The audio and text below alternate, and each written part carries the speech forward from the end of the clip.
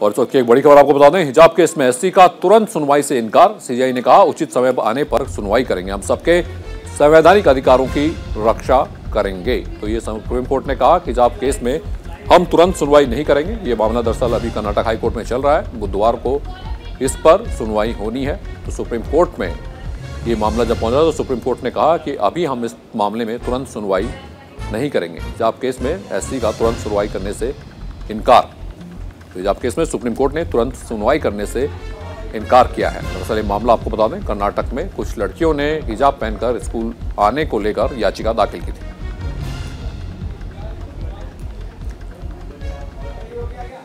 और हमारे सहयोगी गौरव जुड़ चुके हैं। तो गौरव, सुप्रीम कोर्ट ने तुरंत सुनवाई से इनकार कर दिया अभी, यानी मामला अभी हाईकोर्ट में ही चलेगा। देखिए, आज सुप्रीम कोर्ट ने इस पर सुनवाई से इनकार कर दिया है। देवदत्त कामत ने ये अपील की थी सुप्रीम कोर्ट से कि इस मामले को जो है सुप्रीम कोर्ट सुने। और इससे पहले भी लगातार ये जो हिजाब विवाद है इसको लेकर के कर्नाटक में सियासी उठापटक मचा हुआ है। कर्नाटक हाईकोर्ट पहले इस पूरे विवाद को लेकर के लगातार कर्नाटक हाईकोर्ट इस पर सुनवाई कर रहा है। सुप्रीम कोर्ट में जब आज सुनवाई शुरू हुई रमन, तो सुप्रीम कोर्ट ने साफ कहा कि जिस मामले पर हाईकोर्ट खुद सुनवाई कर रहा है और लगातार हाईकोर्ट इस पूरे सुनवाई पर जो सुनवाई कर रहा है उस पर सुप्रीम कोर्ट अपनी नजर बनाए हुए है। ऐसे में सुप्रीम कोर्ट अपने तरफ से कोई भी जजमेंट नहीं दे सकता है, लिहाजा इंतजार करना चाहिए। तो दलील ये दी गई जो याचिकाकर्ता थे उनके तरफ से कि कर्नाटक में 10 से 15 दिनों के अंदर स्कूलों में जो परीक्षाएं होने वाली हैं उसके ठीक पहले इस मसले पर सुनवाई हो जानी चाहिए। सुप्रीम कोर्ट ने साफ कहा कि किसी के भी जो संवैधानिक अधिकार होते हैं उनको लेकर के हम किसी प्रकार का उसमें कोई हस्तक्षेप नहीं कर सकते हैं, पहली चीज़। दूसरा, अगर हम बात करें जो स्कूलों में ड्रेस कोड लागू है, जिसको स्कूल प्रशासन ने, वहाँ की राज्य सरकारों ने लागू किया हुआ है, उसमें किसी प्रकार से कोई बदलाव नहीं किया जा सकता है। और इसी मामले पर लगातार कर्नाटक हाईकोर्ट में जो सुनवाई है वो चल रही है। आपने देखा होगा कि छात्रों का दो गुट है, एक गुट है जो लगातार भगवा कपड़े पहन करके स्कूल में आने की बात कर रहा है, तो दूसरा गुट है जो हिजाब पहन करके आने की बात कर रहा है। पूरे मसले को लेकर के सुप्रीम कोर्ट ने स्पष्ट कर दिया है कि हम नजर बनाए हुए हैं कर्नाटक हाईकोर्ट के तमाम टिप्पणी के ऊपर, उनके फैसलों के ऊपर, उसके बाद ही यहां कोई सुनवाई की जाएगी। लिहाजा पूरा जो मसला है आज सुप्रीम कोर्ट में जब पहुंचा था तो सुप्रीम कोर्ट ने साफ इंकार कर दिया इस पूरे मामले पर सुनवाई के लिए। रमन,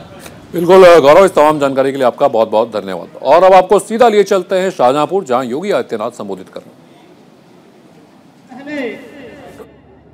बेटियां स्कूल नहीं जा पाती थी, रामलीला का आयोजन नहीं हो सकता था, पर्व और त्योहार के पहले कर्फ्यू लग जाता था।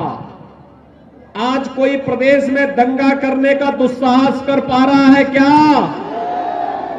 क्योंकि दंगाई को मालूम है दंगा करेंगे तो 7 पीढ़ियां भरते भरते थक जाएंगी, भरपाई नहीं कर पाएगी और उल्टा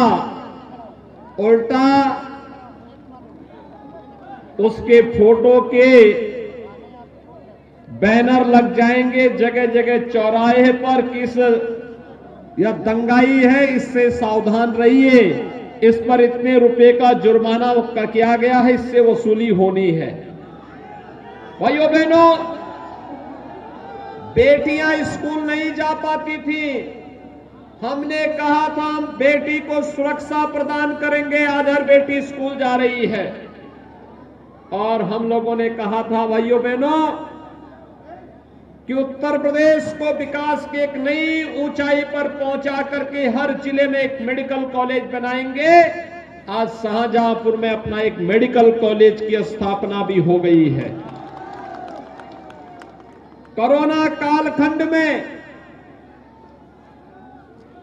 फ्री में टेस्ट, फ्री में उपचार, फ्री में वैक्सीन, सबको वैक्सीन कितने लोगों ने लगाया है? यहां पर कितने लोगों ने वैक्सीन लिया है? आपको धन्यवाद। पहली डोज सभी लोगों ने ले ली है, दूसरी डोज 75% लोगों ने ले ली है। जो लोग वैक्सीन के खिलाफ दुष्प्रचार करते थे, कहते थे कि यह भाजपा का वैक्सीन है, मोदी वैक्सीन है, अब समय आ गया है जब जब इस भाजपा की वैक्सीन ने, मोदी वैक्सीन ने कोरोना से हमें बचाया है, तो विरोधियों को जवाब दीजिए जो इस वैक्सीन के खिलाफ दुष्प्रचार करते थे, उनको जवाब दीजिए कि जब मोदी वैक्सीन और भाजपा वैक्सीन बचाएगी तो वोट भी उन्हीं को देंगे। आप सहमत हैं ना? और भाइयों बहनों, फ्री में वैक्सीन है, सबके लिए वैक्सीन है, तो सबके लिए फ्री में राशन भी है। डबल इंजन की सरकार है तो डबल डोज राशन की भी दे रहे हैं। राशन 2 बार फ्री में मिल रहा है ना महीने में। खजांची मंत्री यहीं के हैं, खन्ना जी, और उन्हीं से हमने स्वीकृत करा करके कहा कि पहले ये स्वीकृत करो तब शाहजहांपुर में जाना। और भाइयों बहनों, उन्होंने स्वीकृति दी कि गरीब के लिए अगर फ्री में राशन होगा तो सरकार अपने खजाने से पैसा देगी। और भाइयों बहनों, आज हर गरीब को फ्री में राशन की सुविधा भी उपलब्ध करवाई जा रही है। आपने विकास होते हुए देखा होगा, जहां कहीं बिजली नहीं वहां बिजली जा रही है, जहां कहीं सड़क नहीं थी वहां सड़क जा रही है, जिस गरीब का बैंक में अकाउंट नहीं था उसका बैंक में अकाउंट खोला जा रहा है। और यही नहीं भाइयों बहनों, हर विकास की योजना का लाभ हर गांव को, हर गरीब को, हर किसान को, हर नौजवान को उपलब्ध कराने का कार्य किया जा रहा है। पर्व और त्योहार शांतिपूर्ण ढंग से संपन्न हो रहे हैं, किसी भी प्रकार की कोई दुविधा नहीं। प्रदेश देश के महापुरुषों का सम्मान हो रहा है, और जब सम्मान की बात होती है तो भाइयों बहनों, भारतीय जनता पार्टी का विकास तो आपको हर गांव, हर गरीब, हर किसान, हर नौजवान और हर महिला के साथ मिलने वाली योजनाओं के साथ देख सकते हैं। लेकिन अगर समाजवादी पार्टी के विकास की बात करते हैं, मैंने पूछा समाजवादी पार्टी के अध्यक्ष से, वे पूर्व मुख्यमंत्री हैं, मैंने उनसे पूछा कहीं विकास कराए हो? किसको विकास कहते हैं? उन्होंने कहा हमने भी विकास कराया। मैंने कहा कहां विकास कराया? उन्होंने कहा कि आपने मेडिकल कॉलेज बना दिया, आपने सड़क बना दिया, आपने बिजली दे दी। मैंने कहा ये तो हमने किया क्योंकि हमारी जवाबदेही थी, लेकिन तुमने क्या विकास कराया है? उन्होंने कहा विकास हमने भी कराया है। मैंने कहा कौन सा विकास कराया है? उन्होंने कहा हमने कब्रिस्तान की बाउंड्री कैसे बनाई थी। क्या विकास कराया था उन्होंने? समाजवादी पार्टी ने क्या विकास कराया? कब्रिस्तान की बाउंड्री। तो कब्रिस्तान की बाउंड्री से अगर उनको वोट मिलना है तो उपचार भाजपा दे रही है, फ्री राशन भाजपा दे रही है, वैक्सीन भाजपा दे रही है, मेडिकल कॉलेज भाजपा दे रही है, सुरक्षा भाजपा की सरकार ने दिया है। और भाइयों बहनों, शाहजहांपुर की जब बात करते हैं तो ये तो क्रांति की भूधरा भी है। एक तरफ हनुमत धाम है और दूसरी तरफ पंडित राम प्रसाद बिस्मिल, ठाकुर रोशन सिंह और अस्फाउल्लाह खां जैसे क्रांतिकारियों का भव्य स्मारक भी अब तो शाहजहांपुर में हमारी सरकार ने बना दिया है। भाइयों बहनों, इन महापुरुषों ने, इन क्रांतिकारियों ने देश की आजादी के लिए अपना सर्वस्व न्यौछावर किया था। इनके लिए भारत माता का ही वैभव अमर बनाने के सिवाय कोई अपना कार्य नहीं था। इनका अपना परिवार था, लेकिन अपने परिवार के लिए नहीं जिए, देश के लिए, धर्म के लिए इन्होंने अपने आप को बलिदान किया।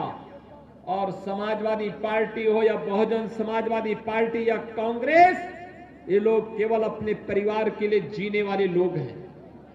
इन्होंने वंशवाद को बढ़ावा दिया। अगर हम लोग राष्ट्रवाद की बात करते हैं तो ये लोग जातिवाद की बात करते हैं। हम लोग विकास की बात करते हैं तो ये मत और मजहब की बात करते हैं। मैं समग्र विकास की बात करता हूं तो ये लोग कब्रिस्तान की बात करने लगते हैं। मैं गन्ना की बात करता हूं तो ये लोग जिन्ना की बात करने लगते हैं। और भाइयों बहनों, इसीलिए आज मैं आप सबसे अपील करने के लिए आया हूं। उत्तर प्रदेश 1,60,000 करोड़ रुपए का गन्ना किसानों का गन्ना मूल्य का भुगतान कर चुका है। पिछली दो सरकार में सपा बसपा के शासन काल में अगर हम इसको देखेंगे तो भाइयों बहनों, दोनों सरकारों को जोड़ लेंगे 2007 से 17 के बीच में जितना गन्ना मूल्य का भुगतान नहीं हुआ, अकेले हमारी सरकार ने 5 साल से कम समय में उतना गन्ना मूल्य, उससे ज्यादा गन्ना मूल्य का भुगतान किया है। अगर मैं आपको बताऊं कि शाहजहांपुर में समाजवादी पार्टी की सरकार के समय, बसपा की सरकार के समय 1364 करोड़ रुपए का गन्ना मूल्य का भुगतान हुआ था। समाजवादी पार्टी की सरकार के समय 2,900 करोड़ रुपए का भुगतान हुआ था और भारतीय जनता पार्टी की डबल इंजन की सरकार ने 5,574 करोड़ रुपए का गन्ना मूल्य का भुगतान अकेले शाहजहांपुर में किया है। भाइयों बहनों, फर्क साफ है। समाजवादी पार्टी की सरकार के समय आतंकवादियों के मुकदमों को वापस लिया जाता था। अयोध्या में राम जन्मभूमि पर आतंकी हमला करने वाले आतंकवादियों पर ये लोग कितनी रहम करते थे, इनकी संवेदना आतंकवादियों के प्रति थी। उनके मुकदमों को ये लोग वापस लेते थे। लेकिन भारतीय जनता पार्टी की डबल इंजन की सरकार जब आई, पहला काम भारतीय जनता पार्टी की डबल इंजन की सरकार ने अन्नदाता किसानों के कर्ज माफी के लिए किया था और आपके शाहजहांपुर में 68,000 से अधिक किसानों का ऋण माफ हुआ था, कर्ज माफ हुआ था 68,000 से अधिक किसानों का। प्रधानमंत्री किसान सम्मान निधि में शाहजहांपुर के 4,17,000 से अधिक किसानों को 6,000 रुपए सालाना, 6,000 रुपए सालाना, हर साल 6,000 रुपए हर किसान को प्रधानमंत्री किसान सम्मान निधि का लाभ प्राप्त हो रहा है। समाजवादी पार्टी की सरकार के समय वृद्धजनों की पेंशन रोक दी थी, विधवा महिलाओं की पेंशन रोक दी थी, बुजुर्गों की पेंशन रोक दी थी, दिव्यांगजनों की पेंशन रोक दी थी।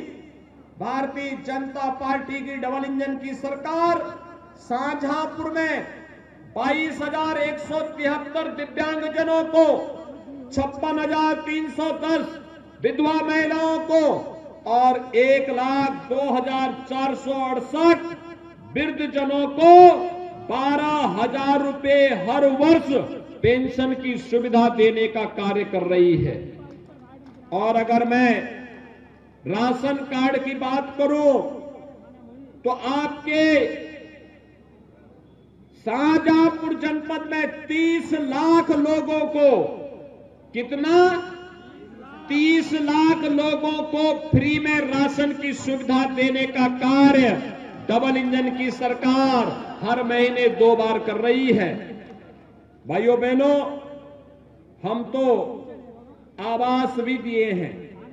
समाजवादी पार्टी 5 साल में पूरे प्रदेश में, 5 साल में पूरे प्रदेश में 18,000 लोगों को मकान नहीं दे पाई थी। कितना? 18,000 लोगों को मकान नहीं दे पाई थी। और हम लोगों ने अकेले शाहजहांपुर में 45,950 गरीबों को एक आवास उपलब्ध कराया है। कितना? 45,950। यही नहीं, समाजवादी पार्टी आज तो भारतीय जनता पार्टी की डबल इंजन की सरकार जब टैबलेट और स्मार्टफोन हर युवा को दे रही है, 1 करोड़ युवाओं को वितरित हो रहा है, वर्तमान में वितरित हो रहा है। शाहजहांपुर में भी 200 युवाओं को टैबलेट और स्मार्टफोन दिया जा चुका है। लेकिन समाजवादी पार्टी ने इलेक्शन कमीशन को एक रिपोर्ट दे दी है। उसने कह दिया कि स्मार्टफोन और ये टैबलेट नहीं वितरित होना चाहिए युवाओं को। पहले से योजना है, पैसा खन्ना जी ने दिया, वितरण का कार्य जितिन प्रसाद जी का विभाग कर रहा है, लेकिन इनके द्वारा विरोध किया जा रहा है।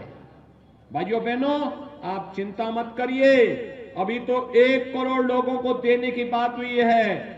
भाजपा की सरकार बनने दीजिए, 2 करोड़ युवाओं को टैबलेट और स्मार्टफोन बांटने का कार्य सरकार करेगी। हमारा हर युवा स्मार्ट होगा, विकास दुगनी गति से आगे बढ़ेगा, किसानों को फ्री में बिजली की सुविधा उपलब्ध करवाने का कार्य करेंगे और बेसहारा गोवंश की पुख्ता व्यवस्था करने के लिए भी सरकार कार्य करेगी। आज यही आश्वासन देने के लिए मैं आपके पास आया हूं। भाइयों बहनों, हमने जो कहा वो करके दिखाया। हमने कहा था संवैधानिक दायरे में रह करके राम जन्मभूमि पर भगवान राम के भव्य मंदिर के निर्माण का कार्य करेंगे। अयोध्या में राम मंदिर का निर्माण हो रहा है ना, कोई संदेह तो नहीं है ना। मैं धन्यवाद दूंगा कि आपने भी राम मंदिर के लिए चंदा दिया है। काशी में भगवान विश्वनाथ का पवित्र धाम बन करके तैयार हो गया है ना, कोई संदेह तो नहीं है ना। और मथुरा वृंदावन में भी ब्रज तीर्थ विकास परिषद के माध्यम से सुंदरतम नगरी के रूप में उस नगरी को भी हम लोग बना रहे हैं। भाइयों बहनों, मैं आपको बधाई दूंगा कि आप लोग शाहजहांपुर के लोग होली के अवसर पर नवाब साहब का जुलूस निकालते हैं। सुना है बहुत शानदार जुलूस निकालते हैं।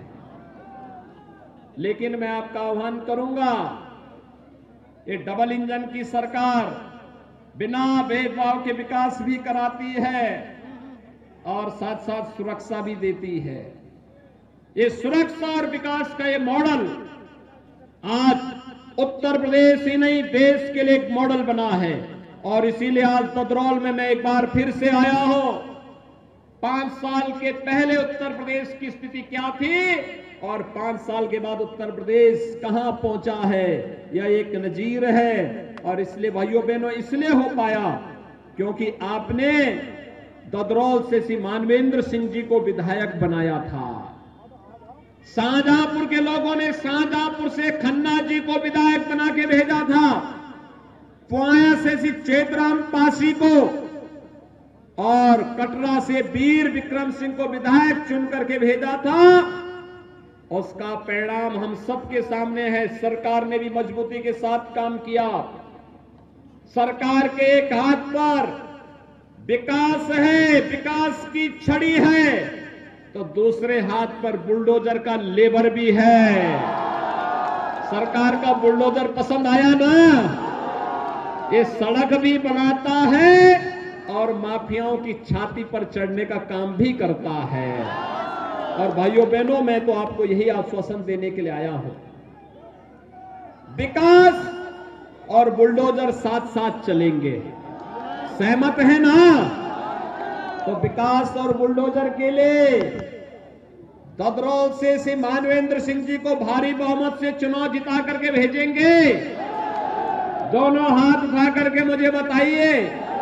उस पार भी है बहुत सारे लोग, उस पार के लोग दिखाई नहीं दे रहे, उनके हाथ नहीं उठ रहे हैं। भैया सभी लोग हाथ उठा करके मेरे साथ बोलेंगे। अब 2 दिन बाकी रह गया है, 2 दिन के अंदर दोनों